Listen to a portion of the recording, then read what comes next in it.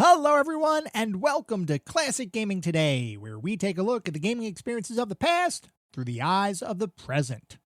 I am your host Tony, and today we're going to look at Bushido Blade, a 3D one-on-one fighting title, developed by Lightweight and published by Square and Sony Computer Entertainment for the Sony PlayStation back in 1997.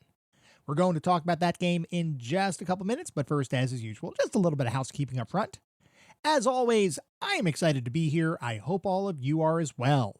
If you'd like to reach out, let me know how I'm doing, provide feedback, comments, suggestions, or just talk about classic games and technology in general. I would love to hear from you, and there are a few ways you can reach out.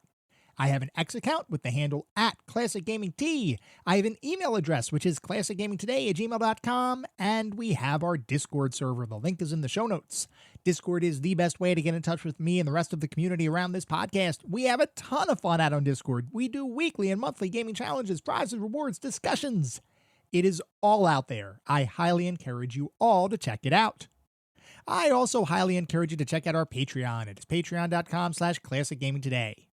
If you want even more Classic Gaming Today goodness, including a Patreon exclusive bi-weekly podcast expansion pack, patreon.com/classicgamingtoday is where it's at. I'd also like to give a shout out to our Pantheon patrons. They are ISO, Rich Senewal, David Morton, Sam Twardowski, Sean Oliver, and Maximus Marshall, Steve Novoselic, Wendell Jr., Chris Snowden, The Bay 101, Toucan Sam, Christopher Fose, Grayor, and Marek. Thank you guys for supporting the show. Thank you all for supporting the show, whether you contribute monetarily or simply listen on a regular basis. I truly do appreciate all of the support. Before we dive deep into Bushido Blade, I thought it was important to let everybody know why I chose Bushido Blade for this episode. And actually, there's a little bit of a dual-part answer to this one. First of all, this is actually a sponsored episode. Bookie Gnu over on Discord did sponsor this episode. He had earned 150 coins by doing a number of different challenges over the course of time, and he decided Bushido Blade was going to be his sponsored episode. So he bought this sponsorship with the coins that he had earned via various weekly and monthly gaming challenges, and he's recorded a message for everybody to listen to. So Bookie, take it away. The year 1999. The place? The shed out the back of my mate's parents' chicken farm. Band practice had just finished. And the bass player and the drummer were talking about whatever bass players and drummers talk about. We don't know. Frankly, we don't want to know. The guitarist raises an eyebrow and pushes a button, initiating possibly the greatest sound of the 20th century.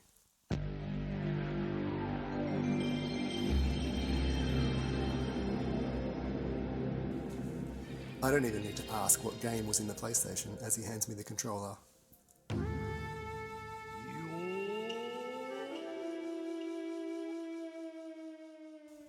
The game is Bushido Blade. The rules are simple. We can only use katanas. First to 100 kills is crowned champion of the universe.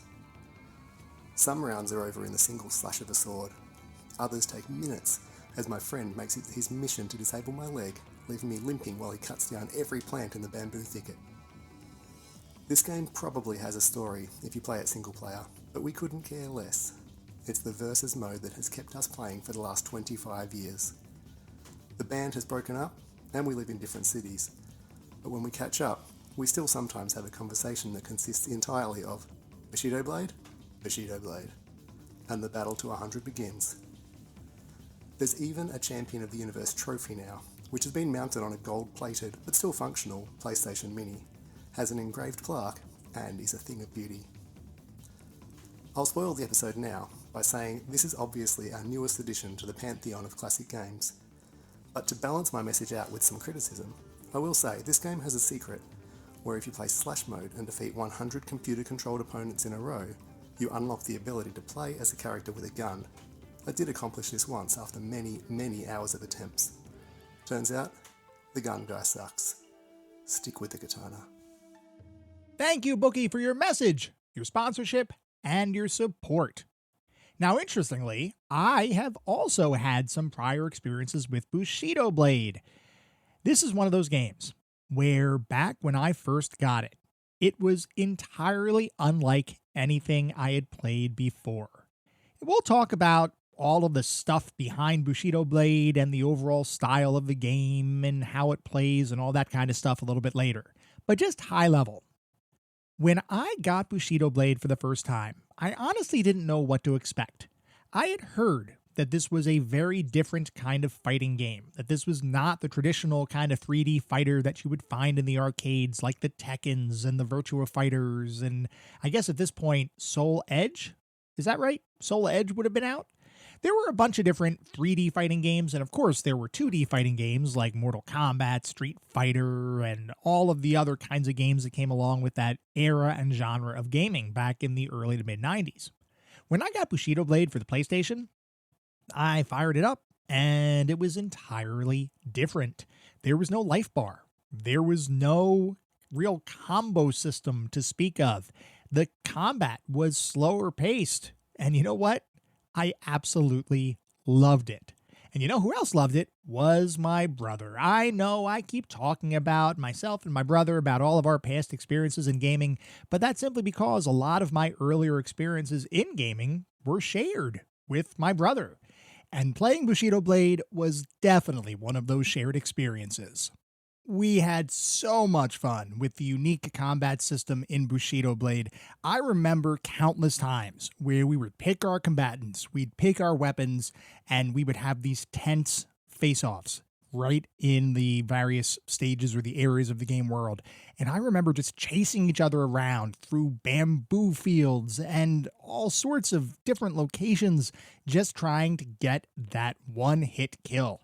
Now, of course, even though Bushido Blade is based on the concept of a one-hit kill, and we're going to talk about that in a little bit, the fact is that it's not purely a one-hit kill kind of system. There's actually the ability to do some damage to different body parts and to make the overall flow of combat change depending on what damage has been taken. So one of my favorite things to do, and don't judge me on this, one of my favorite things to do was the equivalent of sweeping the leg. If anybody has seen the original Karate Kid film, you know, the end of the movie, it's sweep the leg.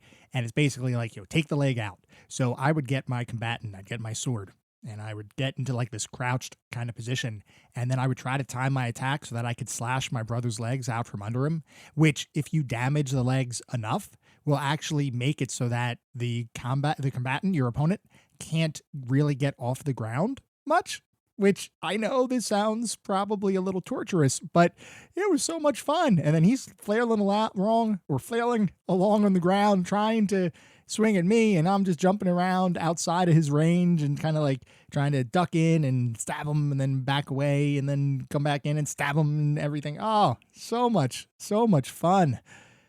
Like I said, don't judge me on that one, but it was just a really fun game. And this is one of those games that provided, at least from a multiplayer perspective, almost infinite replayability. My brother and I would play this thing constantly. It didn't matter that there were only a certain subset of characters. There wasn't really that many characters in the game. It didn't matter that the overall weaponry, once you've played through it a bunch, the weapons, yes, they are different. They have different speeds, they have different lengths, they have different qualities about them that would make one more useful than another. But it's not like it's 100 different weapons you can pick from. It's not like it's 100 different characters you can choose from. It's fairly limited. I mean, it's an original PS1 game, but it didn't matter. The replayability was just off the charts, and it was just so much fun because with the game, you could get a random kill somewhere. You could be facing off with each other. Somebody could kind of dodge forward or lean forward, lunge forward, and then the opponent could just have a quick counterattack and then boop, match over. It's like, what just happened? How did that even occur? Oh my, what a fun experience. So I did, even beyond Bookie Gnu saying, hey, you've got to play this game. I had this past experience, and what I really wanted to know is how Bushido Blade holds up today. And I wanted to dive deep into Bushido Blade, which is exactly what we're going to do right now. Our first stop in our Bushido Blade deep dive starts with all of you, because like I mentioned, we are now featuring listener comments on the show, and we did get a few comments this week about Bushido Blade.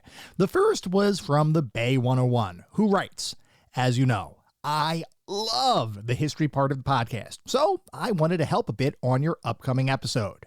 The year was 1992, and George Bush Sr. was back in the Pacific, not to fight against the Japanese in his Grumman TBM Avenger, but in the name of peace, to meet with Emperor Akihito. A bright-eyed, teenaged Shuhiko Nakata was in the crowd. As a child, Shuhiko had spent many a Saturday night listening to his grandpa tell stories of the war. With the fire blazing, his grandpa would grab a katana off the wall, two-handed and bringing the sword down with all his might. Whoosh! Slash! Young Nakata would be teleported into the fight in the Pacific. Heroism, triumph, and defeat. These memories sparked in him like embers from the fire as George Bush Sr. accepted a katana from Emperor Akihito. It was in that moment that Shuhiko had an idea for what would eventually become Bushido Blade, known in the United States as Bushido Blade. Thank you, Bay, for your, or the Bay, I should say, thank you, the Bay, for your comment. And I have to say, I'm most likely going to hire you for the research for the history portion because I loved it. Loved the story-like atmosphere that you created with the comment. And, you know, interestingly, I did not find that tidbit of information while I was researching for this episode. So consider yourself hired, join the staff, and help out with the history stuff because that was awesome. We also got a message from Film Kid who says, I don't have anything for the upcoming Bushido Blade episode, but I want to congratulate you, Tony, as you make your way into Season 4. I am so glad that I found the podcast. I can't wait to listen in every week to learn the histories and hear your take on the video games that we all love, and even the ones I never knew existed. More importantly, thank you for fostering this community on Discord. It is exciting to see it grow each and every day, and I look forward to the continued growth. Again, congrats, Tony. You just need 3 more seasons and a movie. That one's for Dave. And I get that reference. But thank you, Film Kid, for the comment. Yes, this has been a phenomenal journey. I can't believe we are already on year 4. I can't wait to continue to work on this podcast for many years to come. Professor Rob also wrote in and wrote, the first time I sat down to play Bushido Blade with my longtime gaming buddy, our first fight was over in about 3 seconds. We were hooked. That sounds like my first time too, because playing Bushido Blade, get your minds out of the gutters, guys. Yes, playing Bushido Blade, some of those fights can be over very, very quickly. We'll talk more about that in a little bit as we get into the crux of the episode. We also got a message from Steve who says, I don't have anything for Bushido Blade, but looking forward to it. But I do have one thing for Classic Game Today. And he writes, for anyone who may be new, welcome. I'd like to take a brief, that's cheating. Stop. No more anatomy of the episode, although I do appreciate the fact that if you look out on Discord, Steve actually captured everything verbatim that I would usually say, which means I must be a creature of habit. Thank you, Steve, for your comment. We also got a comment from Merbean, who says, the only thing I can say about Bushido Blade is that I initially confused it with Samurai Showdown. Definitely 2 different games, but I can appreciate the comparison between the two. I think, if I'm remembering correctly, maybe we talk about Samurai Showdown in here? Maybe you'll have to listen in to find out, which is exactly why we're going to shift our discussion to really start talking about Bushido Blade.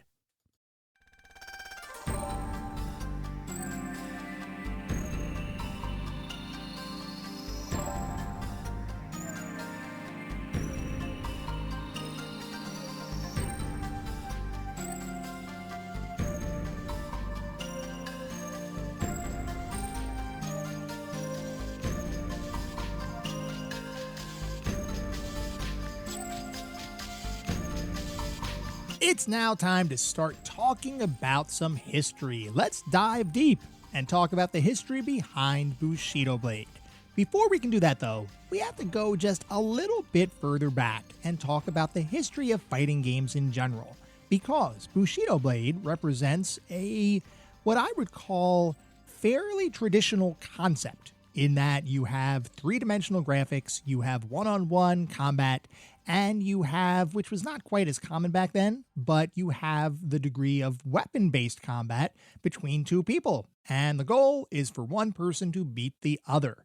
Conceptually, that is the same as pretty much every other fighting game, or at least every other tournament fighting game in history. But Bushido Blade is actually quite a bit different. The thing is, though, in order to understand what Bushido Blade is, we've got to dive even further back and talk about the history of the fighting game genre, at least a little bit. Longtime listeners will recognize that the fighting game genre has a storied history that includes all sorts of permutations and evolutions. The earliest days of the fighting game genre, where you had one versus one combat, were oftentimes fairly simplistic affairs. Think about a game like Karate Champ, where your goal was simply to score more points than your opponents. Very similar in a lot of ways to the tournament from Karate Kid, the popular film from back in the 80s, where you had two gi-clad opponents. One was white and one was red, I believe. I'm not sure if they were actually... Maybe there were extra colors at different stages of the game. I'm not remembering correctly right now. But you had two gi-clad combatants, and the goal was to get more points than your opponent. And I believe it was a 3-point system. That would eventually evolve, and the biggest evolution, or one of the bigger evolutions in the whole genre, happened with the release of Street Fighter, the original Street Fighter back in the late 80s. The whole concept behind that game was effectively turning the concept of the beat-em-up game, the beat-em-up genre, into less of a focus on dispatching minions and more of a focus on the boss fights. If anybody's ever played a beat-em-up game, or you've had some experience with beat-em-up titles in the past, and I'm talking about the kind of side-scrolling beat-em-up games like Final Fight and certainly all of its predecessors and successors. But in the beat-em-up genre, typically what happens is you enter a level and you're controlling a character. You have to beat up a bunch of bad guys. Oftentimes those bad guys have a variety of different moves or skills, or they can use different items. But for the most part, fighting through a level involves beating up a bunch of minions, so to speak. You're not really fighting a ton of overpowered creatures in order to get to the end of the level. Once you reach the end of the level, though, then you face the big bad boss, and you've got to beat that boss before you can move on to the next level. Well, with Street Fighter, the concept was, what if, instead of having a beat-em-up game where you have to progress through a bunch of minions and eventually fight a boss, what if you just cut out the middlemen? What if you cut out the minions and instead focus simply on fighting the boss? So the original Street Fighter had this concept squarely in mind when it was created. The thought being that rather than go through a series of long stages with a ton of different fights that didn't really matter, you could instead jump right into the boss fights, and it would be you versus the boss, the goal being to deplete the hit points of the boss before they could deplete your hit points. Now, of course, that's assuming a one-player experience, and one of the cool things about fighting games is the multiplayer experience, which would evolve over time as well. So from that original Street Fighter, a ton of different fighting games would be born, with perhaps one of the most influential and possibly the biggest leap that a sequel has ever taken over its predecessor is Street Fighter II, which legitimately evolved nearly everything about the original Street Fighter. You had more characters, you had flashier graphics, you had more defined and tight gameplay, you had a ton of different combo maneuvers, which, by the way, the game wouldn't always tell you what those were. You had to figure them out for yourself in the arcade as you waited your turn, or actually as you played the game, and, well, maybe you'd watch people playing the game. So we got to talk about the arcades for a brief second. Playing these games in the arcade, by the way, was an incredible experience back when it actually happened. I remember lines of quarters just literally lined up on the machine, where you had each individual quarter were saving your place in line. And once it got to your quarter, which now that I think about it, there was nothing really distinguishing about any of those quarters. I wonder how everybody knew what place in line they were. I mean, I did it, and it just seemed to work. Well, maybe we just had some extra skill back then. But we used to have these lines of quarters, and we'd wait to play the games. And I would often watch the individuals that appeared to be really good at the game. I'd watch what kind of button inputs they were putting in. I'd watch how they'd move the joystick. And, people were very rough on arcade machines too. I mean, they were like jamming on that joystick. But I would watch that, and I would try to think, okay, well, maybe these are combo moves that I'd be able to learn and pull off in the game. Invariably, not so much. I am not the most skilled fighting game player. I'm proficient, but I would never call myself truly competitive, at least not at the level that a lot of people can play the game, and certainly not from an esports level. I mean, oh, no way. But I do enjoy fighting games. Anyway, back to Street Fighter II. That was an incredibly popular arcade game, And it was truly it really wasn't just an evolution over Street Fighter. It was almost a revolution over Street Fighter. Even though it shared the same name and even though it was marked as a sequel, a direct sequel to the game, it really was a dramatic leap over what Street Fighter could do. After Street Fighter 2, and right around the same time as Street Fighter 2, a bunch of different companies would get involved in the fighting game genre. You'd have Midway with Mortal Kombat, which did a very different kind of thing in comparison to Street Fighter 2. I don't think anybody could argue that having a one-on-one fighting game where you have two opponents against each other and the goal is to beat them into submission, I don't think anybody would ever argue that that's not focused on violence. But Mortal Kombat would focus on the gory aspects of violence. It would do away with the cartoon-like visuals of games like Street Fighter 2, and it would instead focus on digitized actors. They would actually record real actors against a chroma keyed backdrop. They'd take out the background, they'd put them into the game itself, and then you could pummel your opponents and watch digital blood just splash everywhere on the screen. As you can imagine, that was certainly a potential corruption of the youth of not just America, but the world, which drove a lot of different industry watchdog groups and the government to start to focus on how do we prevent young people from playing these ultra-violent games. I do have to mention, just for clarity, that the concept of Mortal Kombat, if you look at the original Mortal Kombat and you look at the violence included in that game, it's nothing in comparison to what we have today. I mean, truly nothing. The level of gore and violence in Mortal Kombat 1 is effectively, I mean, you might see worse on a Saturday morning cartoon. Actually, I don't even know if they still have Saturday morning cartoons. But if they did, I bet you could find some additional violence, some worse violence in those than you do in the original Mortal Kombat, minus the red splotches of blood. But, it is what it is. So you have these fighting games like Street Fighter, Mortal Kombat. Eventually, fighting games would move into 3 dimensions because up to that point, they were decidedly 2-dimensional affairs, simply because of the technology capabilities or the technological capabilities of just the computing industry, the arcade industry, the video game industry. You didn't have the ability to process 3D visuals with any degree of clarity or any degree of actual performance. A lot of times, the earliest 3D visuals around this time used flat shaded polygons, which is actually what was used in the game Virtua Fighter, which was an early 3D fighting game that attempted to take the whole concept of one-on-one fighting and take it into the 3rd dimension. You also had other 3D games coming out around this time. You had Tekken. You had the original Soul Edge. You had a ton of different companies like Capcom, Midway, SNK, Namco. A ton of companies were getting in on this fighting game bandwagon because they made money. They made a lot of money.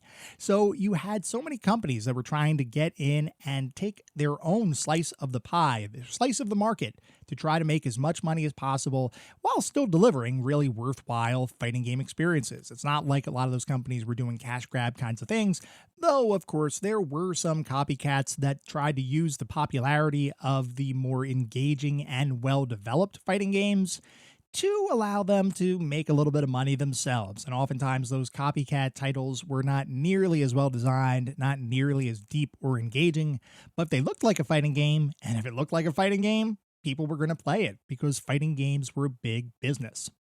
Now, as I was talking about companies like Capcom, Midway, SNK, Namco, and name any other number of companies that got in on the fighting game genre, you know what company was missing from that list?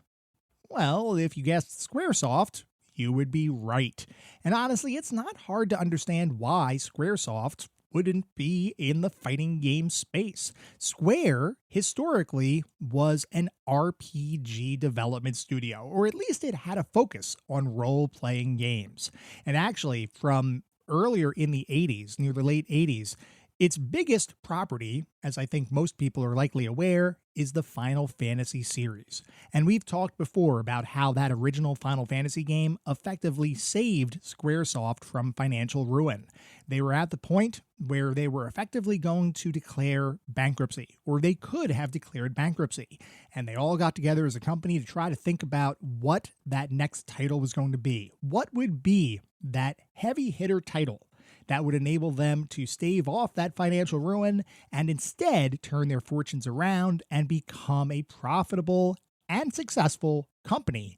And that concept, the concept that came up and the concept that they then focused on, was the original Final Fantasy, one of the earlier Japanese RPGs or JRPGs. And the rest, as they say, is history, because the Final Fantasy series and all of the different offshoots and other RPG series within Squaresoft have effectively made it so that Square is known and has been known as an RPG company. That's not to say that they haven't dabbled in other genres, and certainly over the years and into today, Square has a number of different games and genres that they have actually developed and published. So they are involved across pretty much the entirety of the gaming industry today. But back in the early to mid 90s, Square was all about RPGs. And when you thought about Squaresoft, or at least I will say, when I thought about the name Squaresoft, it was always RPGs. It was Final Fantasy VI, it was Chrono Trigger, it was any number of RPGs. It was all the Final Fantasies, even Final Fantasy Mystic Quest, which I've got to go back and play at some point because it's been a while.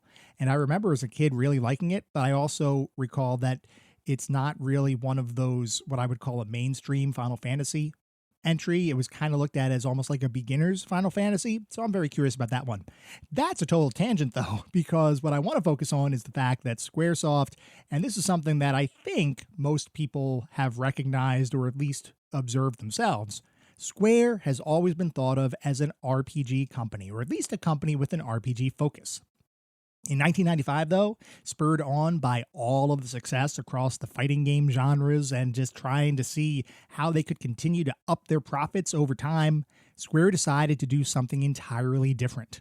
They decided to enter the fighting game arena, literally, and created two subsidiary companies that they thought would be able to bring 3D fighting games to life. One of those was a company named Dream Factory, and the other was a company named Lightweight. Let's start by talking about Dream Factory. Basically, the whole concept behind its existence and why Square created Dream Factory in the first place was to allow Square to develop their very first 3D fighting games. They wanted to get into the business, and they knew that 3D, actually having three-dimensional visuals composed of polygons and texture maps and all of that kind of stuff. Now, still, it was early around this time. 3D acceleration and 3D as a concept across the gaming industry was developing, but it wasn't fully a thing yet. Square knew, though, as did most other people and most other industry companies, they knew 3D was going to be the future. And they knew fighting games were big business, so why not combine the two together? Now, at the same time, though, Square, up to this point, had really become known for their role-playing games.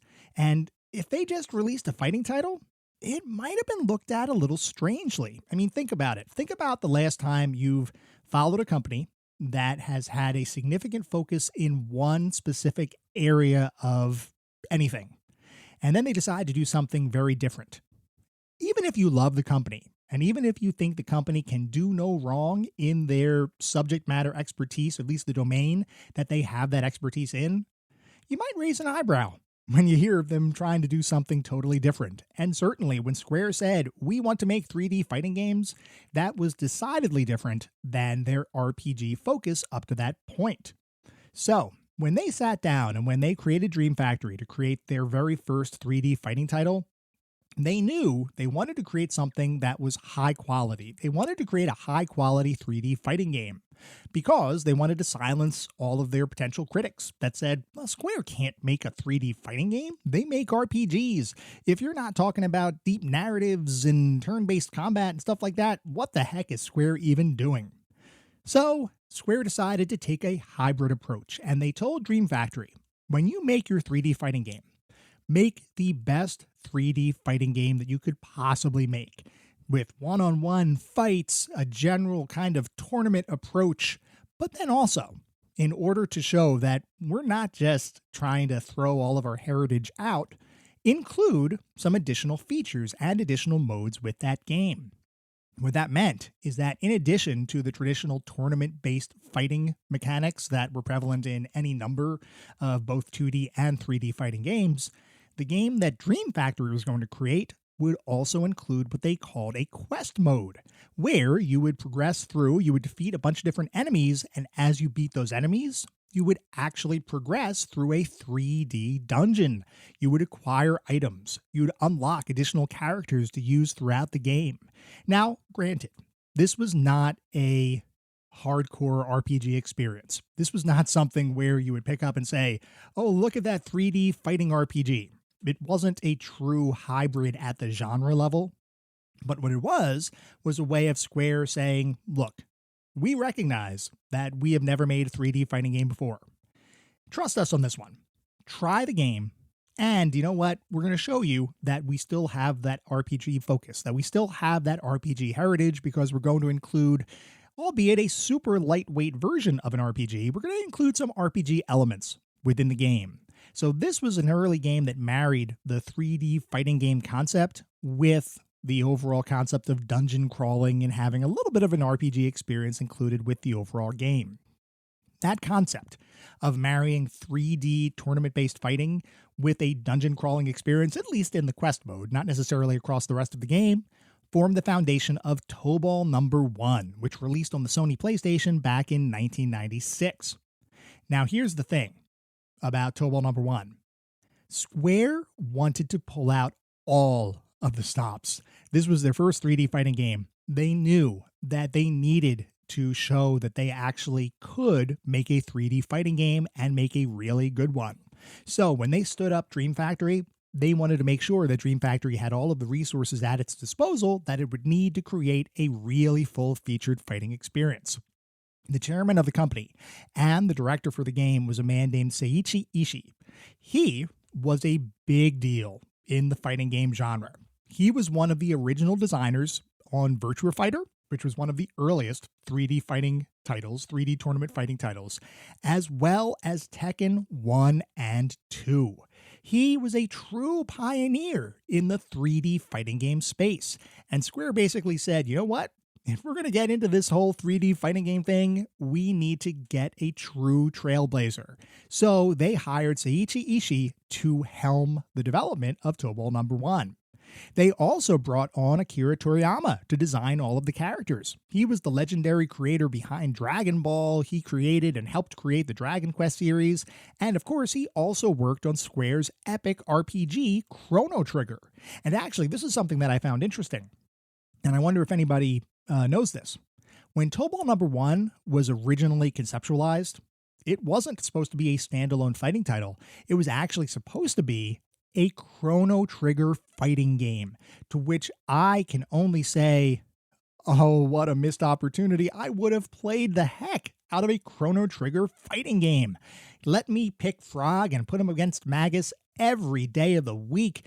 I would have loved that. Oh, I can imagine the possibilities right now of having a Chrono Trigger 3D fighting game. It's like Square looked at a concept and said, we're not going to print that money today.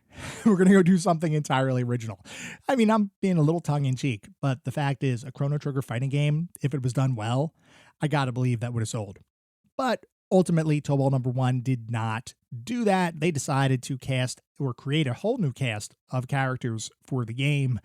But still, imagine the possibilities if it really did end up being a Chrono Trigger fighting game. It didn't, of course, but Tobal No. 1 would release in 1996 and would receive strong reviews and even stronger sales, selling almost 1 million copies.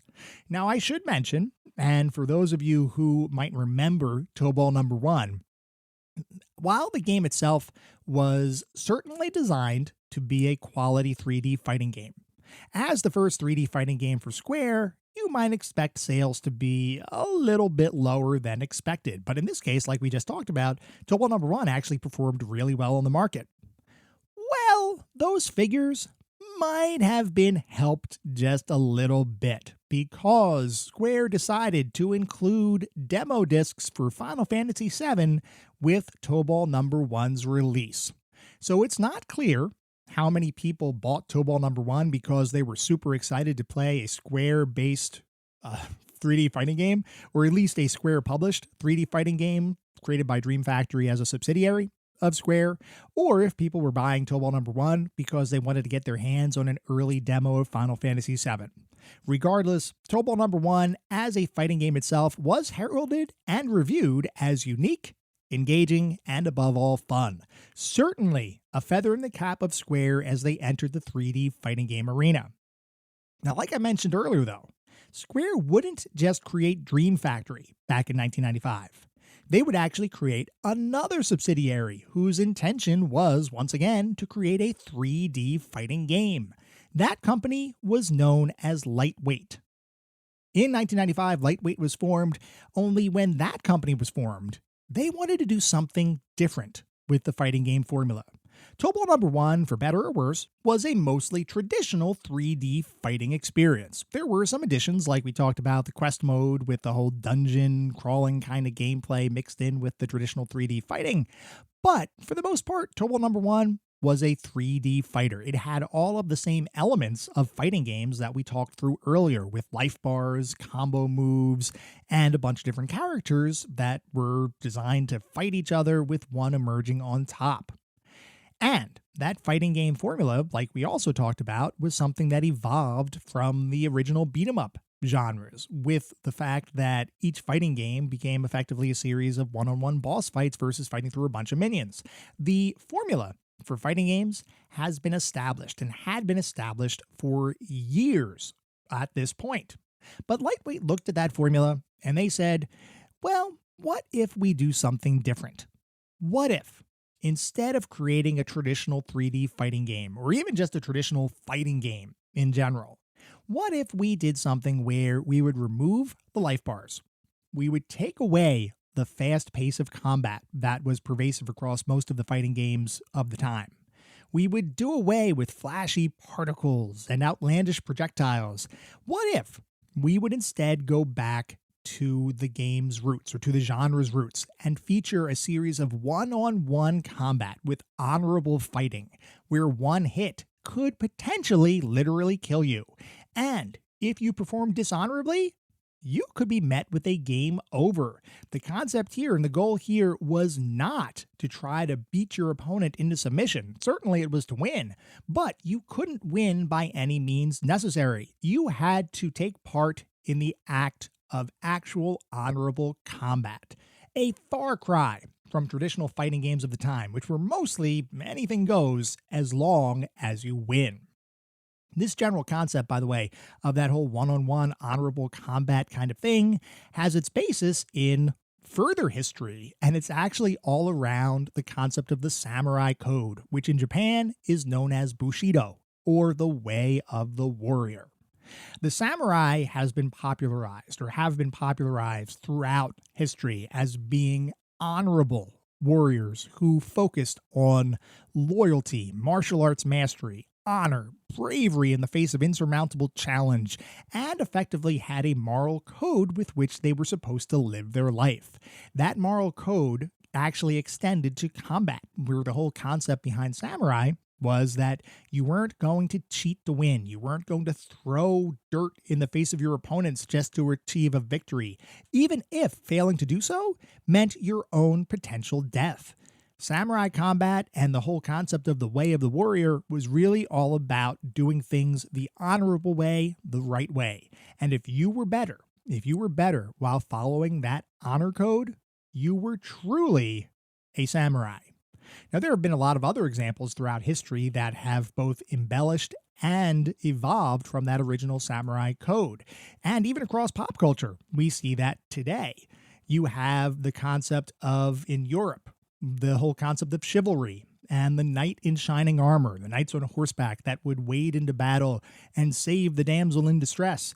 You have, even in the movies, beyond the historical aspect, you have films like Star Wars or the Star Wars series, where you have Jedi, which are effectively space samurai with laser swords.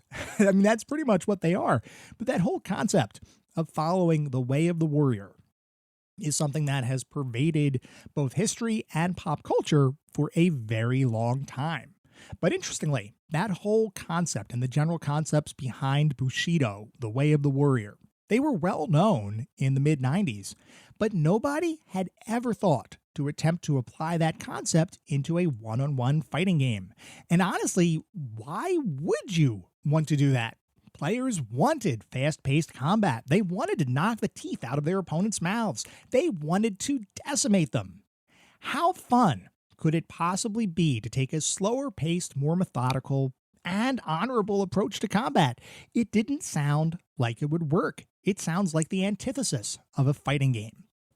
But that is just what Lightweight wanted to create, which is why in 1997, the company's very first title, Bushido Blade, would release on the market. When Bushido Blade came out, it did receive generally positive reviews. A lot of people actually praised the realism, the uniqueness of the game's location-based one-hit kill combat system, and pretty much everything else about the game. It used a very different kind of formula, or I guess I should say it tweaked the fighting game formula fairly dramatically into a title that, while yes, it had its roots in the traditional tournament-based 3D fighting experience, was something entirely different. Other reviews, however, were a bit mixed. There were some complaints that a fighting game is supposed to be fast and furious, not strategic and methodical. There were a lot of people out there that thought, I guess this is okay-ish. I mean, there were no other games, really, like this. There were certainly some other fighting games that focused on slightly slower paced combat, but nothing to the degree of Bushido Blade, and certainly nothing that rewarded honorable combat. Overall, though, the general reviews for the game were good, but the style of gameplay was a bit divisive amongst the critical community. Now, that being said, Bushido Blade would end up selling about as well as Tobal No. 1, with over 700,000 copies sold across the United States and Japan. And Bushido Blade, by the way, did not have the benefit of including a very much anticipated RPG demo disc as part of its overall packaging. So, between Tobal No. 1 and Bushido Blade, who really won? I don't know that we can say one way or the other. Certainly in terms of overall sales, Tobal No. 1 did sell more than Bushido Blade, but that was helped out a little bit by Cloud and Company. Bushido Blade itself would be successful enough to spawn a direct sequel, which would take a lot of the main core concepts behind Bushido Blade and evolve on some of them, change others, and throw other pieces away. In particular, it would keep the whole concept of the potential one-hit kills of the original, but there were some other aspects of the game that were changed to be a bit more traditional from a fighting game perspective, like the focus on individual fighting stages as opposed to one large continuous world to explore, which we're going to talk about in a little bit when we get into our pseudo review section. Ultimately, Bushido Blade and its sequel would be well received, though both titles would be a little bit different from each other, and both would certainly be different than the majority of fighting games from around the same time. My question, as I sat down to begin preparing for this episode of the podcast, is, does it still make sense to play Bushido Blade today?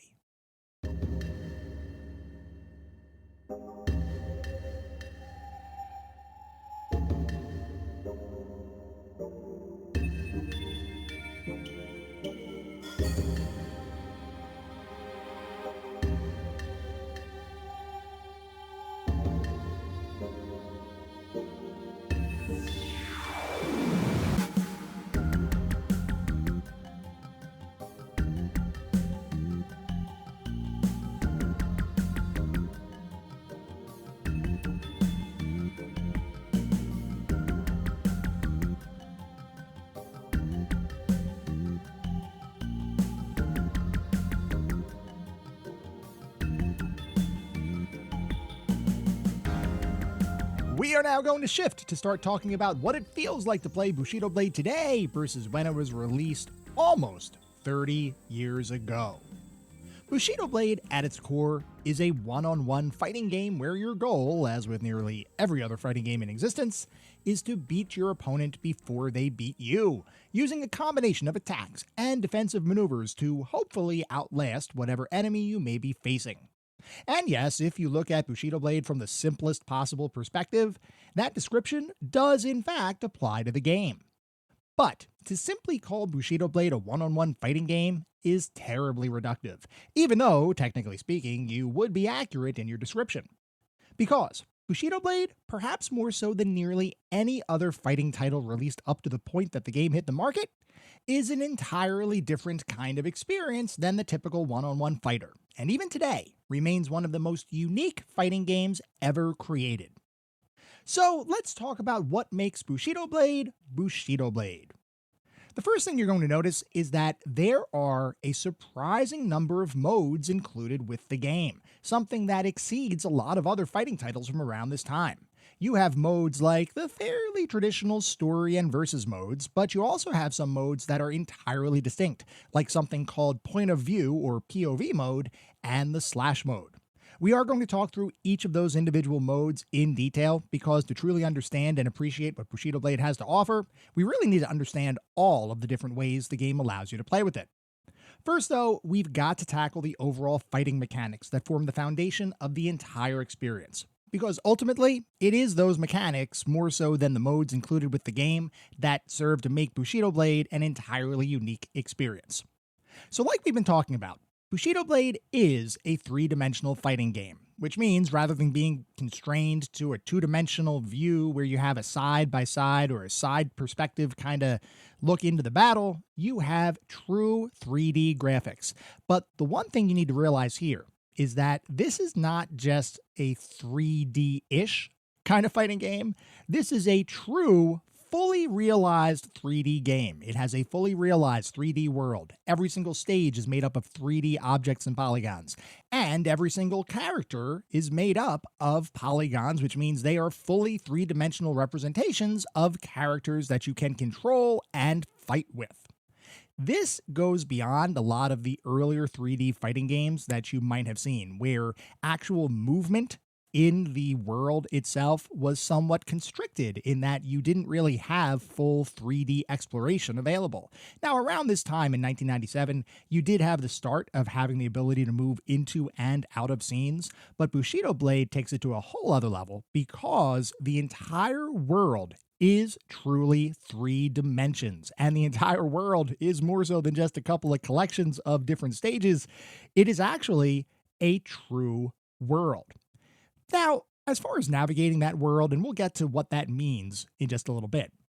But to start, we should probably focus a little bit on the controls for the game.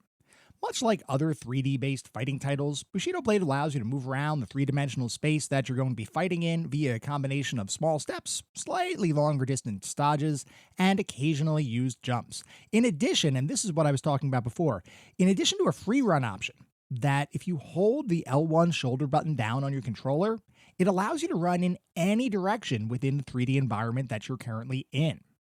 Now, the first thing you're going to notice, though, even despite the fact that you have the ability to move around this entire three-dimensional space, the first thing you're going to notice is that movement in Bushido Blade is dramatically slower paced than most one-on-one fighting games.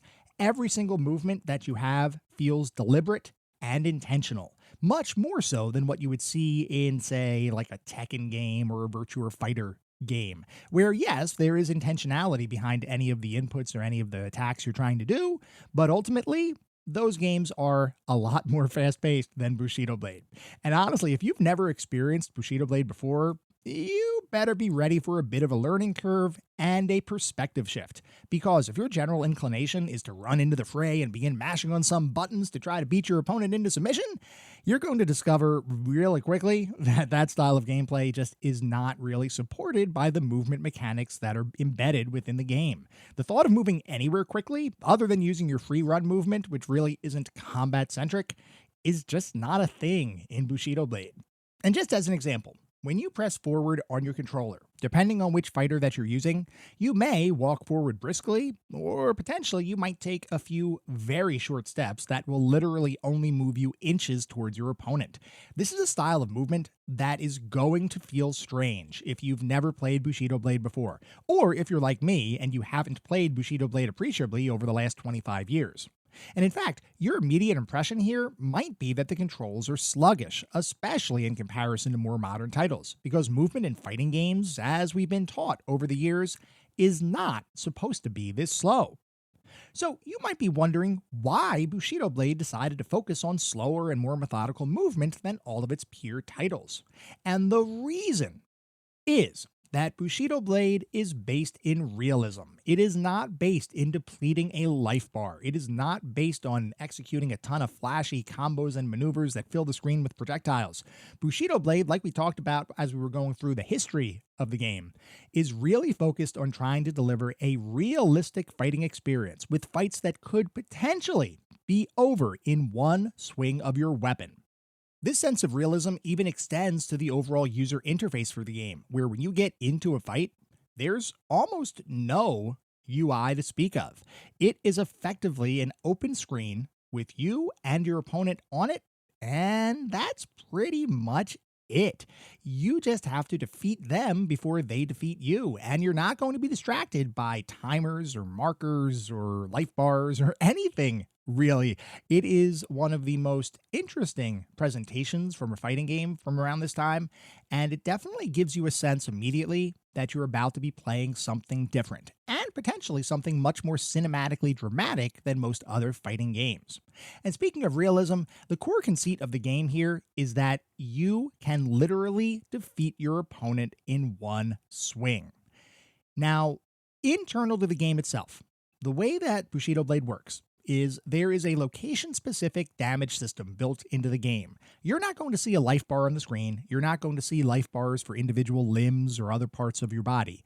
But the way the game works is as you attack your opponent, there's an algorithm behind the scenes that effectively calculates how much damage you're doing to your opponent based on where you are, where they are, overall momentum, the kind of attack that you're swinging or the kind of move that you're making, the spot on their body that they get hit, and any number of other variables that combine together to create an experience that visually feels pretty bare, but at the end of the day is incredibly engaging because you never know when something is going to happen in a battle.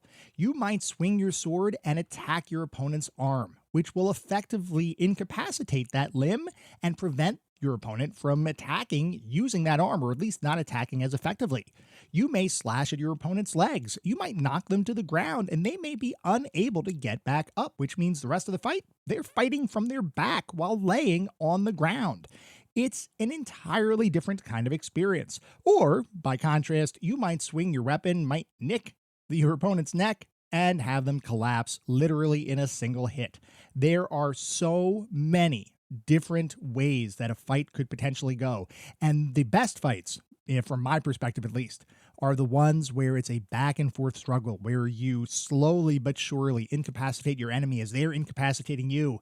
It comes down to one final last stand kind of situation, and then you swing your weapon and manage to defeat your opponent. It feels so dramatic, so cinematic, and just so darn cool when something like that happens that it's honestly hard to put it into words. It is just a remarkable feeling, and the kind of feeling that you only get at the top level of fighting game competitions outside of a game like Bushido Blade, where you have similarly skilled opponents that are beating each other, and the fight can literally go in any one of several different directions. You get that in Bushido Blade, but you don't need to have quite as high of a skill ceiling, which is why I think back when Bushido Blade came out, I enjoyed it as much as I did, and people enjoyed it as much as they did, because you didn't need to memorize 50 different combos for all of your characters. You just needed to play the game. You needed to watch your opponent. You needed to react to their moves. You needed to try to preemptively think about what move you were going to do to hopefully avoid your opponent countering it. It was much more direct and visual as opposed to combination and input centric. And for that, I think that's why Bushido Blade really did feel dramatically different than the majority of fighting games around this time. Now, I've alluded to this, but Bushido Blade is not a fisticuff based affair. It is a weapons based affair, and there are 8 different weapons that you'll be able to choose from as you pummel your opponents throughout the game. You have fairly traditional weapons like a katana, a sledgehammer, a rapier, and a longsword, just to name a few of the weapons that are out there. And the cool thing here is that each weapon features an entirely distinct moveset, as well as a unique set of combo moves and general maneuvers. Now, I mentioned before that combos aren't much of a thing in this game, but there are some combos built into the game system specifically around the weapons. It's just that, at least, well, maybe I'm speaking for myself here, as I'm playing the game, I'm not relying a ton on those combos. I'm relying more so on quick hit kinds of actions or dodging to the side and swinging my weapon to try to incapacitate my opponent. But there are some combos in the game. It's just, at least from my perspective, this is not a combo-centric kind of fighting experience. Now, interestingly, because the combos and a lot of the moves are tied to the weapon, each of the individual fighters you can choose from, you don't really have a ton of specific movesets tied to that character. The movesets are really mostly associated with the weapon, which means when you pick a character, they're mostly, I don't say in full because there are some specific aspects of each fighter, but for the most part, those individual fighters are themselves almost like a blank slate, where the weapon you choose will impact how that fighter actually behaves on the battlefield. It's a very interesting, I guess interesting is the right word. It's an interesting twist on the fighting game formula, where most of the time you pick a character, that character has specific moves and combos and different things associated with that character, and ultimately over time you gravitate towards a specific set of characters that you enjoy playing and really match with your skill set. In Bushido Blade, not so much. It's not really tied to the character as much as it is the weapon. So in Bushido Blade, it really is all about becoming a weapon master, not necessarily a main character or selecting a main from your character roster. Now, that's not to say that fighter selection is irrelevant, because like I mentioned, each fighter does have some specific aspects of them that serve to make them different and distinct from each other. Each fighter has different capabilities in terms of speed and movement style, which is probably the biggest discriminator between individual fighters, and each fighter also does have a couple of weapons that they're considered more proficient with, which grants them a couple of special moves associated with that weapon. So as an example, if you pick character X and they happen to be proficient with a katana, and you pick a katana for that character, they will have the ability to execute certain special maneuvers that are associated with that combination of character and katana. Whereas if you pick katana with a character that doesn't have that proficiency, you don't get that special move. So there is a little bit of that kind of dynamic in play between the character and the weapon set, but for the most part, you're not going to get a ton of additional value by doing this kind of min-max. It's kind of like a min-maxing kind of thing, where it's like, okay, if I'm going to pick this weapon, I need to make sure I pick this character because I know they're proficient with it. You're going to get some value there, some benefit there. It's not going to be dramatic. It's really not going to change all that much. For the most part, the weapon you choose is what's going to make or break your fighting game experience. Now, I do need to mention that each weapon in the game, because, and this is hopefully as you would expect, each weapon is very distinct and feels dramatically different from one another. And each weapon, like we've been talking about, has its own unique set of moves and strikes that really do make each one provide an entirely unique experience while you're playing the game. If you're like me, and I've talked about this previously just in terms of fighting games and overall fighting combat, you're probably going to find a weapon or two that you gravitate towards, while you'll also probably find a few weapons that you think feel absolutely awful to use, or at a minimum are just so slow that you feel like you're at a disadvantage in comparison to your more nimble opponents. Obviously, personal preference is going to play a huge role here in determining which weapon or weapons you end up preferring, but just looking at the overall weapon list and the characteristics of each of those weapons, I can safely say that there's pretty much something here for everyone. If you like your weapons slow and powerful, there are weapons for that. Whereas if you like your weapons quick and agile, there are choices for that too, as well as options for close versus ranged melee combat. And I really did appreciate how diverse the gameplay was here.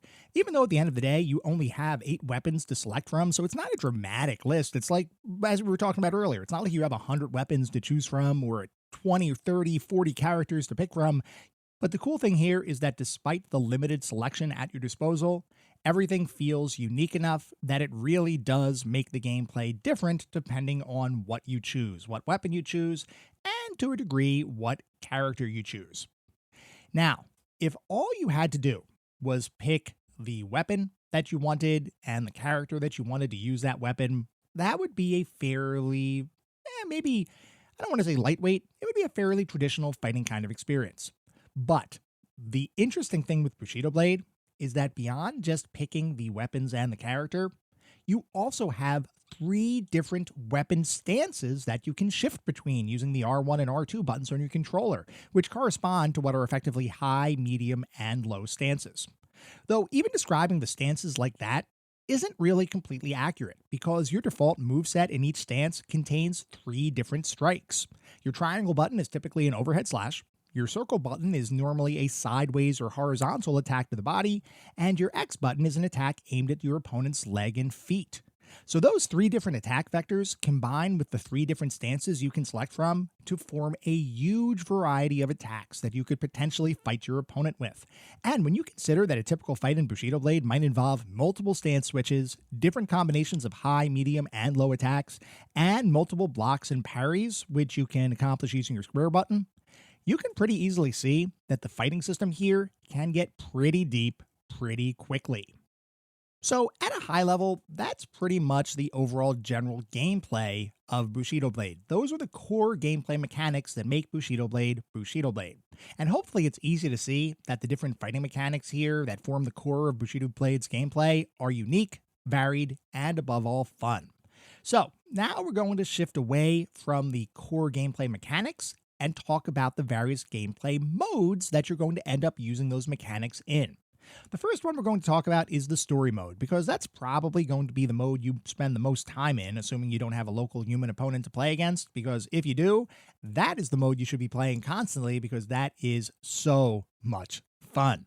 But assuming you don't have somebody to sit side by side with you on your couch and try to dismember, well, maybe not dismember, it's not that kind of game, but at least try to defeat. If you don't have somebody locally to pummel into submission, you will be able to play the game's story mode.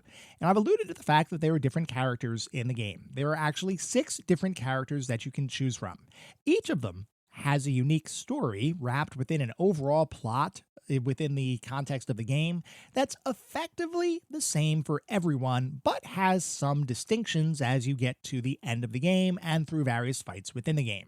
We are going to talk about the story a little bit more later on, but the way to think about it is the game's story begins effectively the same way for everyone, but then each character has a different set of fights, post-fight cutscenes, and eventual endings that you'll progress towards as you play the game. And yes, I did say endings plural, because, as we're going to talk about in a minute, the game actually features 2 distinct endings for each character. There's the default you beat the game kind of ending, which happens if you simply beat the game. And then there's also a secondary ending, which is effectively what I'd like to describe as a you did this incredibly random and unexpected thing secret kind of ending. And I have honestly no idea how somebody would have deciphered how to get this ending. Maybe it was written somewhere. I don't know. I didn't see it anywhere, but there is a secret ending for every single character that requires some very specific things to happen in order to get that secret ending. We're going to talk about that in just a couple minutes. Anyway, the first time you play through the story mode, you're probably going to do exactly what I did, which is you're going to pick a character, you're going to progress through a series of different fights that the game throws at you, they're going to play out across a handful of different stages, and then ultimately, you're going to win the whole game and unlock the default ending for that character. The good news is that even if you're unfamiliar with Bushido Blade's fighting mechanics, you're probably going to be able to beat the game without too much difficulty, because you do have unlimited continues, and the fact that one hit can kill an opponent means you'll eventually get lucky enough to progress in the game, even if your overall fighting skills aren't really up to snuff. Unlocking the second ending for each character, though, is going to require some work, as well as some practice. Now, here's the interesting thing about unlocking that second ending. In order to fulfill one of the prerequisite steps for getting on that second ending path, you have to do something that, honestly, I never even knew was a thing, even though I played Bushido Blade extensively when I was younger. And interestingly, this special something is yet another way that Bushido Blade differs from contemporary fighting titles. You know how in most fighting games you select a stage to do battle in and are subsequently restricted to doing battle within that stage exclusively? Even in games whose stages have multiple areas to fight in, where you might toss somebody off the side of a stage and it continues down on a different part of the stage, or through a wall or something like that, even when you have something like that, you're pretty much restricted in some capacity to a defined boundary within which you have to remain as you fight your opponent. Well, in Bushido Blade, there is technically the concept of stages, but within story mode, you actually have the ability to wander a fairly expansive world, which is effectively a bunch of individual stages that are all connected to one another that you can progress between, even when you're in the middle of an individual fight. What that means is that you can run away from your foe to load into a new area, with your opponent following you to that new location, effectively meaning that you can fight in a fairly large number of locations, all within the confines of a single battle.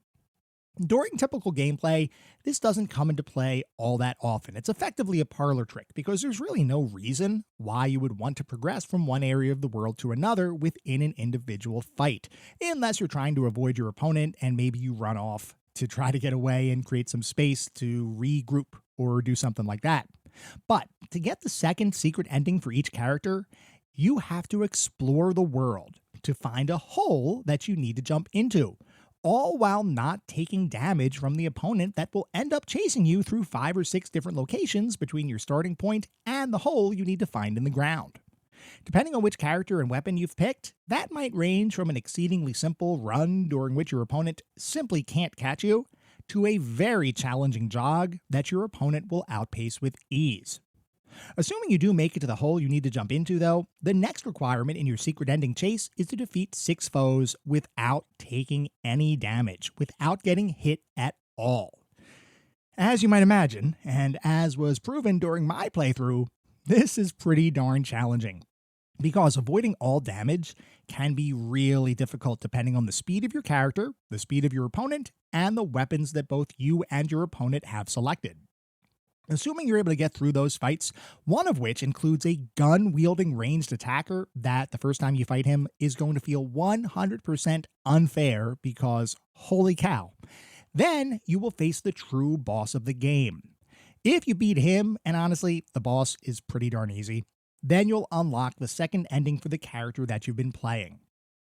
Unlocking both endings for each of the 6 characters in the game will take some time, especially because of the take no damage requirement of the secret ending. You do get a unique pre-rendered cutscene for your efforts for each ending though, which is a nice touch. Now, from a personal perspective, I only completed the secret ending for a single character during my time playing the game. I did appreciate the fact that 2 different endings existed for each character, which gave the truly dedicated Bushido Blade gamers something to focus their time and skills on, but for me, one was definitely enough. Before we move on from the story to talk about the other modes in the game, I should mention one more aspect of the story mode that's really interesting in concept, but is a bit less impressive in execution, and that is the fact that Bushido Blade's story wants you to be an honorable fighter. Meaning that in order to be successful, the game does not want you to attack your opponent before they've finished speaking to you, or to attack them from behind, or to throw dirt in their eyes. All of those, as you might imagine, are considered dishonorable acts, and will unceremoniously end your story mode run should you attempt to perform any of these dastardly deeds. This is very similar, like we were talking about before, to the concept of Bushido in the real world, which is the way of the warrior. How can you maintain that code of loyalty, respect, honor, and bravery? You don't want to violate that code while you're playing the game, otherwise the game will effectively end your playthrough, which is a very interesting concept. The issue is that things don't always play out the way you would expect, because determining whether you've done something dishonorable or not is really random. As an example, one of my story mode runs, I was being so careful to fight honorably, And then at one point, and I didn't even know why this happened, one point in the story mode, I got met with a game over that basically said dishonorable combat will not be tolerated, and it dropped me literally back to the main menu. There was another time that I intentionally ran and swung my sword at someone who was in the middle of their pre-fight speech, and I didn't get penalized at all. So what's the deal with this honorable combat? I love the concept behind it. It just didn't seem to work all that well in practice. It was definitely fairly random, whether something you did would trigger a game over, or if the game would simply turn a blind eye and let you pummel your opponent before they even finished talking to you at the beginning of a fight. For the most part, it tends to work okay, and I can kind of see how my honorable actions were reflected in the game and how my dishonorable actions were punished.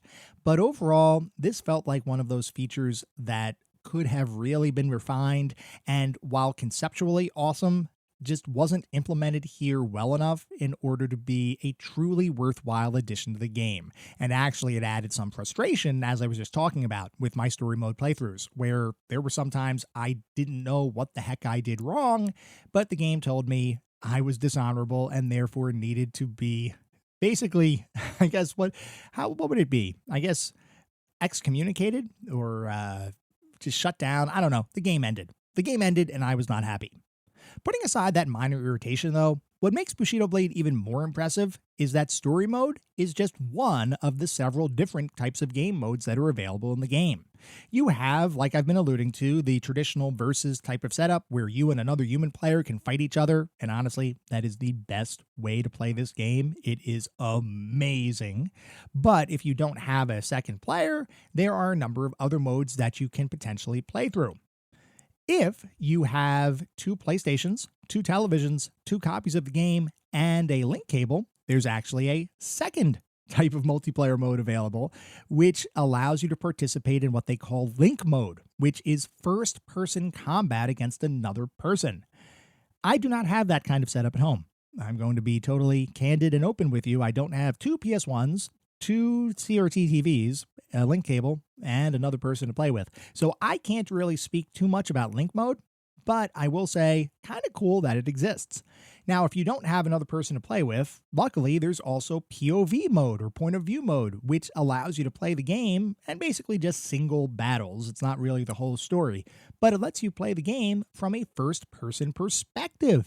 And it's honestly pretty amazing and impressive that the game reflects all of the core elements that we've been talking about in this POV mode. It's literally like a first-person version of Bushido Blade. And honestly, it's kind of awesome. I really enjoyed it. I actually found the fighting in the first-person mode to be easier and more responsive than the normal 3D fighting mode. For whatever reason, it seemed like opponents' movements were easier to see and counterattack from a first-person perspective. Maybe that's because I was like in the battle, so to speak, and I was able to read their moves a little bit better. Now, I'm not sure if the developers intentionally made the mode easier or not because they figured first-person combat mode was probably going to be more challenging and therefore they dumbed down the difficulty. I don't know for a fact one way or the other. If so, whatever, they accomplished it. Mission accomplished, because it actually was pretty darn fun to play. I don't know that I'd want to play the entire game in first-person mode, but as a little kind of side piece of content, it was actually pretty darn cool. Beyond those modes, though, there's even another gameplay mode included, which is called Slash Mode. Slash Mode is a wave-based minigame that pits you against 100 other opponents in a gauntlet that will test your ability to survive. Each wave will consist of 9 generic fighters and 1 boss kind of fighter. And when you progress past a given collection of 10 fighters, you'll move on to the next wave or level in that mode. As you progress from one level to the next, the opponents become more challenging, as you might expect, and have additional moves that you need to respond to.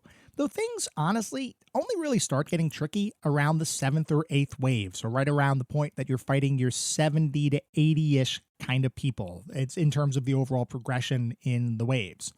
Luckily, though, even though it gets tricky around that point, you can continue as many times as you want. The only penalty here is that your progress is reset to the beginning of whatever wave that you're on when you die. There are 10 different levels to progress through, and there's really not a ton here beyond just fighting a bunch of people, which can be fun by itself. But the mode does provide a fun diversion. It's not really all that deep, but it is one that still adds to the overall enjoyment of playing Bushido Blade. Now, other than those modes, there's also a bare bones practice mode that's available if you want to hone your skills, as well as a way to watch any of the movies that you've unlocked by playing story mode, along with an options screen that lets you set different gameplay modifiers like difficulty, which, for those who might be wondering, has two selections, either easy or hard. Now, I've got to do a little bit of a callback here. Anyone who listened to our episode on The Legend of Tully Bodine knows how I feel about having only two difficulty options in a game, and specifically how I feel when those difficulty options are labeled easy and hard, which is to say, I am not a fan, because psychologically, I cannot bring myself to play a game on easy mode. Luckily, hard mode in Bushido Blade isn't really all that challenging. I mean, there's a fairly nice challenge pervasive across the entire experience, but overall, there's nothing here that's going to make you bash your head against a wall just to progress in the game. The difficulty is surprisingly balanced for each fight that you'll encounter, and I really appreciated that the game didn't really feel artificially difficult at all, other than going for that second secret ending, which can be pretty frustrating. The good news is that Bushido Blade overall does a really nice job in balancing the difficulty across all of the encounters, and the fact that so many fighting games get this aspect of their design wrong, but Bushido Blade got it right, is a testament to the overall design behind the game and the talents of the team that brought Bushido Blade to life. We're going to continue talking about some more specific aspects of the game in just a couple minutes. But first, as we always do, we need to take a look at the back of the box, because, as you all know, I love looking at the back of the box for these games. I love learning how different companies marketed their titles, especially in the era of gaming that we typically look at. Back then, we didn't have a pervasive internet. We didn't have YouTube to look up gameplay videos. When we made a buying decision, that decision was usually based on maybe reviews we could have read in magazines, word of mouth from family and friends, and what the box actually looked like in the store. Did the front of the box make the game look cool? If so, we'd pick it up. Did the back of the box make the game sound cool? If so, we might purchase it. If not, back on the shelf it would go. So for Bushido Blade for the Sony PlayStation 1, the back of the box says, one of the most unusual and extraordinary fighting games ever by PSX Magazine. Bushido is the soul of Japan, an ancient honor code deeply followed by samurai warriors for centuries. Plunge into real-world battles across vast 3D environments that you can run, slice, and tear through. Sword matches become unbelievably real, where one critical blow is the mean difference between death and victory. Nothing less than amazing, according to GameFan magazine. And then a couple of bullets here. There's 1 and 2 player combat, 6 awesome fighting modes, 6 skilled warriors, 8 ancient swords and weapons, plus unique sub-weapons, and countless special moves. And then there are some screenshots on the back of the box, and I have got to say, yep, this one sells me entirely. I did buy Bushido Blade back when it first came out. I have loved Bushido Blade ever since then. I long for a modern version of Bushido Blade, and I don't really think that there's much out there right now. I'm trying to think. I don't recall seeing anything from a more modern perspective that really reflects the overall gameplay that Bushido Blade had. If something like that comes out and it's actually a quality experience, you better believe I'm going to buy it. But independent of that potential future, Bushido Blade as it exists, that box sold me back when I originally bought it in 1997. It sells me just as hard right now. We're going to move on and talk about the more specific aspects of the game. And now we're going to start by talking about the graphics. The graphics in Bushido Blade are pretty much a function of the time that the game was created in. This is an early 3D title from 1997, so you might expect a certain level of lower quality details in the 3D objects and textures in the game, and here, you'd be 100% correct, as Bushido Blade's visuals have definitely aged, and honestly, not really all that gracefully. It's not that the game looks bad, it's just that the overall style of the game, which was focused on delivering realistic for the time visuals, is hindered by the technology that was available at the time the game was made. This manifests itself as blocky character models, very questionable face designs that, at least in a couple instances, are potentially nightmare fuel, and an environment that looks pixelated and, quite simply, old. For what it's worth, I do think the art team did a good job with the technology that they had available to them at their disposal, as there are some nice details included here, like clothes and other fabrics flapping in a breeze that honestly is kind of impressive to see on PS1 hardware. But pretty much every other aspect of the art here, from the character designs to the environments, are definitely showing their age. And the degree to which this will bother you is pretty much tied directly to how much nostalgia you personally have for PS1 era 3D visuals. I personally still feel like there's something charming here in these decidedly old school graphics. But that's coming from the perspective of someone who lived through this era of gaming, so it's possible that nostalgia is somewhat clouding my judgment. Animations, meanwhile, are actually pretty darn smooth, and they ultimately help to offset the lower quality textures and character models in the game, simply because the animations are very high quality for a late 90s PS1 title.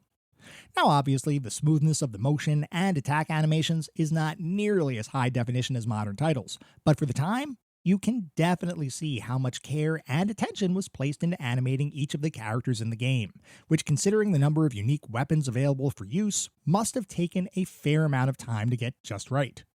When you factor in the variety of animations that needed to be added to take into account the various stances the players could use, as well as the potential of being damaged and therefore unable to use certain limbs, you can clearly see how focused the art team was in creating high-quality animated movement, which I definitely appreciated. The only other aspect of the visual presentation here is the pre-rendered cinematics that accompany each fighter's endings, as well as the intro to the game. For the most part, these sequences are actually really well done, if you're comparing them to other games released around the same time as Bushido Blade. You can definitely see the quality in the rendered graphics, but if you try to compare those visuals to more modern expectations, you will understandably be a little bit less impressed. There's nothing egregious here, which is good, because there are some games whose pre-rendered visuals do not hold up at all. But luckily, that's not the case here. The only issue with Bushido Blade's pre-rendered scenes is that they are limited by the technology of the time. Otherwise, they're very high quality. Overall, the visuals in Bushido Blade are definitely dated, but those older graphics do not in any way detract from the actual enjoyment of playing the game. I'd never recommend you print out screenshots to use as wall art, but within the context of actually playing the game, the graphics are just fine. Moving on to the sound and music, the music in Bushido Blade, at least where it exists, is all high quality and evocative of traditional martial arts and samurai films that undeniably help to influence the game. Now, the observant amongst you might have noticed that I said the music where it exists is all high quality. And the reason I talked about the music in that banner is that the majority of the game is surprisingly bereft of music, as most fights in the game are presented with no background music whatsoever, instead utilizing ambient sound effects and soundscapes to convey the environment that you're fighting in and the combat you're experiencing. And you know what? This is a perfect example of a game whose absence of music was artistically the right decision, at least from my perspective. I cannot tell you how much more dramatic and cinematic each encounter feels with a musicless collection of sword clangs and weapon thwomps. It seriously feels like you're experiencing any number of one-on-one martial arts encounters that have peppered the silver screen for decades, and it is a great feeling to have as you play the game. I know you might not believe me, but honestly, this is one of those experiences where relying on sound effects and ambient noise actually enhances the feeling of playing the game. And I love that the game's designers were so confident in their fighting gameplay that they actively decided to avoid using music throughout the game's story. It was a bit of a risk, but it definitely worked here. Beyond the limited music and the awesome sound effects that are included throughout the game, the only other element of the audio that warrants mentioning is the game's voice acting, all of which, at least to my ears, sounds perfect. Now, granted, all of the voice acting is in Japanese with English subtitles, so I wouldn't actually know what was being said without those subtitles, but regardless, the voice acting here sounds exactly like the voice work that you would hear in any number of Japanese swordplay-focused films and television shows, which is to say, the voice acting is awesome. Truly top-notch voice work. Overall, the auditory environment in Bushido Blade is excellent, and when you combine the limited musical pieces with the ambient noises and sound effects, coupled with the stellar voice acting, you end up with a game that sounds really, really good. Moving on to the narrative and story, Bushido Blade tells the story of a Japanese dojo that has trained honorable samurai and other warriors for well over 500 years. Led by a master swordsman, the dojo has seen continued prosperity over the years, and some of Japan's best swordsmen have been trained at and graduated from this particular dojo. Interestingly, beyond the honorable samurai that train at the dojo, a group of shadow assassins also reside deep within the dojo. One day, a member of that assassin group, Hanzaki, challenges the sword master of the dojo, Utasemi, to a duel, and ultimately defeats him, which allows Hanzaki to become the leader of the dojo overall. For a brief period of time, the dojo continues to operate as it always had, albeit with a different leader at the helm. That is, until Hanzaki discovers a mysterious and cursed sword. After Hanzaki finds that sword, everything changes, and a dojo that was once focused on honor and tradition is now beginning to throw all of that aside in favor of corruption and greed. Eventually, one member of the dojo, which is the character that players control, decides that enough is enough, and he or she attempts to escape from the clutches of the dojo's confines. Hanzaki obviously does not want anyone to defect, so he sends all of the other members of the dojo after this defector in order to defeat him or her and keep the dojo's hidden secrets safe. This results in a mad rush to attempt to escape the dojo's grounds, with the only question being whether you'll survive the escape, or if you'll end up falling to the blades of your once friends. Victory or death? The outcome is entirely in your hands. I've got to say, I actually really enjoyed this story, as it was reminiscent of something that you would see in a movie as opposed to an interactive game, which for the late 90s was not the norm. Now, admittedly, the overall story content here is pretty thin, with only a brief intro, some short post-fight dialogue, and each character's endings providing the only narrative you'll experience in the game. But honestly, that is just enough for a one-on-one fighting game, and I appreciated the fact that each character had their own stories to experience, with different cutscenes, dialogues, fights, and endings playing out depending on which character you choose. The overarching plot doesn't really shift all that dramatically regardless of which character you choose, and the final boss of the game is the same boss no matter what you do during your playthrough. But regardless of some sameness across different playthroughs, most of the story content, aside from the overarching plot, is distinct, and I enjoyed experiencing the story from the perspective of different characters as I played through the game several times.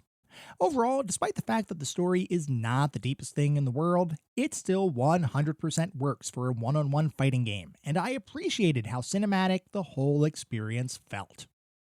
Moving on to the playability and controls, we already talked a lot about the controls and general gameplay framework for Bushido Blade, so I'm not going to rehash any of that here. What I do want to talk about, at least briefly though, is what it feels like to actually play the game. Because like I mentioned earlier, getting used to Bushido Blade's style of combat and movement is going to take some getting used to, as it is so dramatically slow in comparison to every single one of its peers that you might mistakenly declare the game's controls to be sluggish as a result. In reality, that's only partially true. The game simply requires a more deliberate and slow-paced approach to combat, which admittedly will feel foreign to anyone sitting down to play the game for the first time. Once you do get used to the pace of movement though, oh boy, you're going to have some crazy fun playing the game. It took me around a couple hours to get reacclimated to the control scheme, but once I got it all down, I was a force to be reckoned with. Though even here, I think it's super cool that it doesn't matter how powerful you are or how skilled you may be, there's still a chance that a lucky swing will kill you or your opponent outright, which really adds a sense of uncertainty and drama to the whole thing that ups the tension of each battle considerably. By far, the best way to experience Bushido Blade is with a human friend, or a soon-to-be enemy. But if you don't have someone to play with, I am happy to report that the game's artificial intelligence holds its own and delivers an experience that never really gets frustrating, and certainly is never dull. Though actually, I should probably take a step back here because there is just a little bit of frustration that you might experience while playing the game, none of which is enough to dramatically impact my perception of the title, but is enough to warrant mentioning. The biggest frustration is surprisingly tied to the game's most important feature, that being the weapon-based potential one-hit kill combat that forms the foundation of the entire experience. To be clear, for the most part, the realistic damage system here works exceedingly well, and is amazing to experience firsthand. But I would be lying if I said it was an entirely smooth system. The issue, as I've discovered, is that sometimes the computer really doesn't want to die, which means that you might fight an individual character for minutes, striking them with your weapon multiple times, only to have your opponent eventually recover and subsequently kill you. This doesn't happen all that often, and there's really only one late-game encounter I can think of where this became a major source of irritation, as this one character simply wouldn't die, or at least she wouldn't die to the attacks I was attempting to use. It turns out that there was a better counter to her moveset than what I was attempting to use, and when I finally figured out what to do here, the fight became a fair amount easier to get past than what I had initially thought. I suppose that it could be argued that she's wearing armor, which could make a body blow harder to kill with, and if that's the case, I accept that general concept. But I would argue that some other characters were also wearing different armors in different fights, and they didn't seem to have the same impenetrable defense as this one late-game fight. I don't know what the reality of the situation was, but this one definitely stuck out. Regardless, this speaks to the occasional randomness of a fighting game system based on the potential for one-hit kills. Sometimes, things just don't go your way. And speaking of things not going your way, there will almost certainly be times when you get staggered, or mistime a parry, or make some other kind of mistake which ends up leaving you open to deadly attacks that, more times than not, will kill you. In these situations, you might try to wail on your controller buttons in a last-ditch effort to avoid damage, only here you'd be sorely disappointed, as the responsiveness of the controls is not quite as immediate as I would have preferred, which makes it so that certain moves will unknowingly leave you open to counterattack, and ultimately death. The only way to address this issue is to become ultra familiar with the game's controls and speed, which, like I mentioned earlier, will likely take an hour or two of dedicated play. Once you become proficient with the controls and improve your timing, because button mashing will not work here, you'll start to see new openings that you never knew existed, and new opportunities to both dodge and attack that inexperienced players would likely miss entirely, or even worse, miss time, opening themselves up to an opponent's deadly thrust or slash. I will admit that my initial impression of the game's movement and controls upon revisiting Bushido Blade was not 100% positive. But after playing it for a couple hours, I started to feel much more comfortable. And then after playing it for another few hours, I became totally enamored by the deliberate and slower paced combat prevalent throughout the game.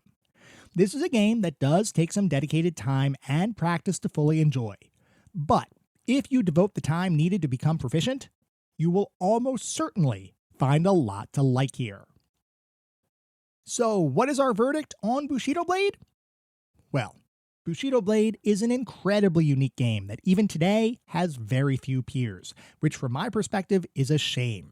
Because there's something about Bushido's Blade combination of weaponry, slow-paced combat, and one-hit kills that really gets the blood pumping when you play the game. And even the original 1997 version of the title remains a fun and engaging experience today.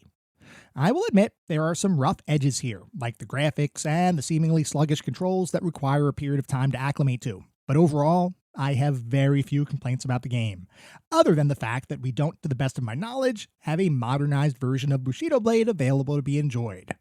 If anyone does know of a modern reimagined Bushido Blade, definitely shoot me a note and let me know, because that is something I absolutely want to experience. Regardless of whether a similar modern title exists or not, the fact is that Bushido Blade remains an incredibly fun game to pick up and play, and is one that I have no reservations recommending to other people to play. Which is why, for me, Bushido Blade is 100% deserving of its spot in our pantheon of classic gaming. While gamers who don't have a fondness for older school 3D visuals might be turned off a bit by how the game looks, and the controls do take some effort to acclimate to, I truly believe the game is deserving of your attention and time.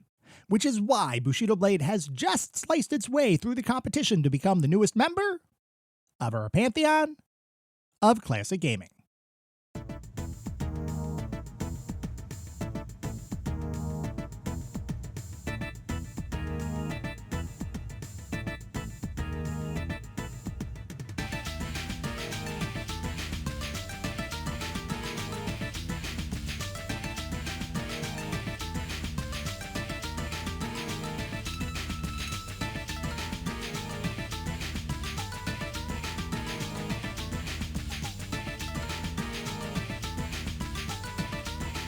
It is now time to talk about our weekly challenges for Bushido Blade.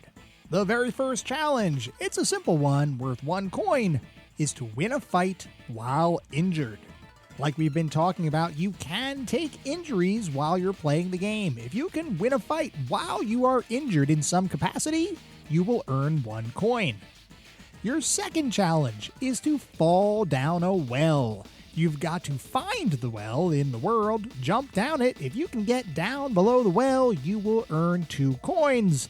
And then finally, the final challenge worth 3 coins is survive to fight another day, which effectively means beat the game.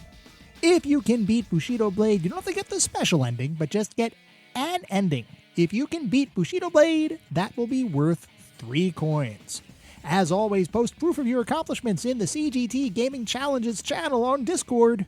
Good luck! You're going to need it. That was our episode on Bushido Blade. I hope you all enjoyed listening to it as much as I enjoyed creating it. If you'd like to reach out, let me know how I'm doing, provide feedback, comments, suggestions, or just talk about classic games and technology in general. I would love to hear from you, and there are a few ways you can reach out. I have an X account with the handle @ClassicGamingT. I have an email address, which is classicgamingtoday@gmail.com, and we have our Discord server. The link is in the show notes. Discord is the best way to get in touch with me and the rest of the community around this podcast. We have a ton of fun out on Discord. I highly encourage you all to check it out. I also highly encourage you to check out our Patreon. It is patreon.com/ClassicGamingToday. If you want even more Classic Gaming Today goodness, including a Patreon-exclusive bi-weekly podcast expansion pack, patreon.com/ClassicGamingToday is where it's at.